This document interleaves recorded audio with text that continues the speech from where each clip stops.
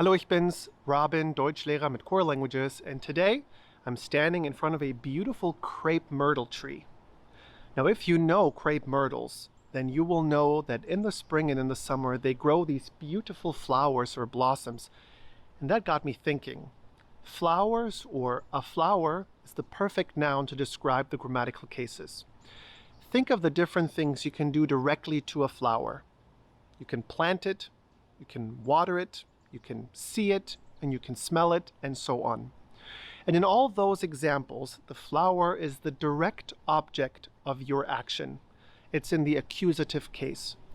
But flowers also make perfect gifts. For example, I can give a flower, for example, to you. The flower is still the direct object of me giving, but you are the indirect object. Congratulations, you just learned another grammatical case in German, the case of the indirect object or the dative case. Now you might remember that the accusative case only changes the articles of masculine nouns. The dative case is a bit more complicated. It changes all articles. So we need to understand how they change. In today's video, I'm going to show you how and when to use the dative case so that you can incorporate it into your German sentences. I would say los geht's und viel Spaß beim Deutschlernen. The dative case, der Dativ. The dative case, or der Dativ, is a case that affects all determiners. Both the definite and the indefinite articles change for every gender. Let's review the nominative articles. Der ein for masculine nouns, die eine for feminine nouns, das ein for neutral nouns, and die or keine for plural nouns. The accusative articles are den einen, die eine, das ein, die keine. Notice that for the accusative, only masculine nouns change their determiners. Here are the determiners for the dative case. Dem einem for masculine nouns, der einer for feminine nouns, dem einem for neutral nouns, and den or keinen for plural nouns. The genitive case, or the case of possession, will be covered at a later point. Der Dativ is the case of the indirect object and objects of dative prepositions. An indirect object is the noun or pronoun in a sentence that benefits from but does not directly receive the action of the verb. We could say they're not directly affected. For example, die Frau füttert den Hund. The woman feeds the dog. In this example, the woman is the subject of the sentence who is executing the action of füttern, to feed. And the dog is the direct object of the verb. It is in the accusative case. However, die Frau gibt dem Hund einen Hundesnack. The woman feeds the dog a dog treat. In this example, the dog is the indirect object, and the dog treat, der Hundesnack, is the direct object of the action of giving. The indirect object can be identified by asking who or what receives the object that is being verbed. For the second example, we can ask, who is getting the dog treat? And the answer is the dog. The dog is the indirect object in the sentence. And because dog or Hund is a masculine noun, der Hund, the article changes to dem Hund. A person can also be the indirect object of a sentence. If that is the case, then the personal pronouns also change. Here are the personal pronouns in the nominative, the accusative, and the dative side by side. Ich, mich, mir. Du, dich, dir. Sie, ihnen. Er, sie, es.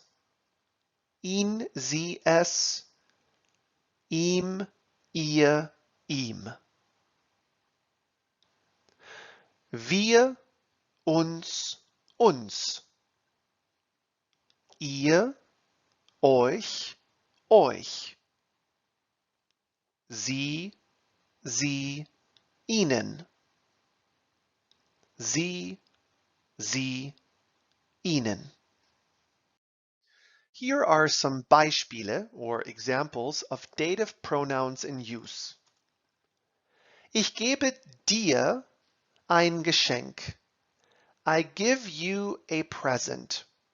In this example, ich is the subject and the nominative.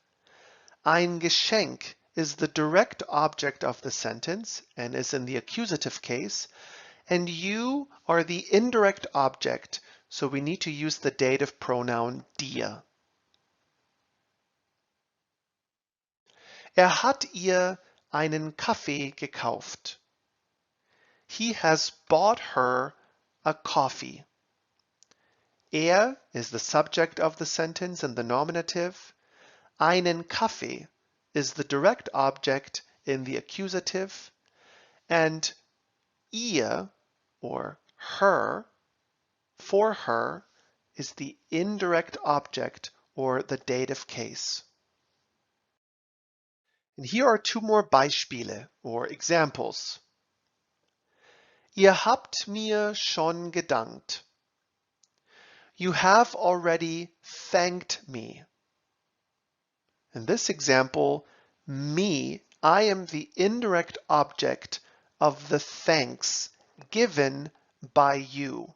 So we need the indirect object pronoun mir. Können Sie mir etwas erklären? Could you explain something to me? In this example, I am the indirect object of the something that needs to be explained. So we need to use the dative pronoun mir. Let's practice. Üben wir. Look at the following two examples and choose the correct dative pronoun. Bitte erzählen Sie, was passiert ist. Please tell me what happened. The dative pronoun for me is mir. Bitte erzählen Sie mir, was passiert ist. Ich koche Abendessen.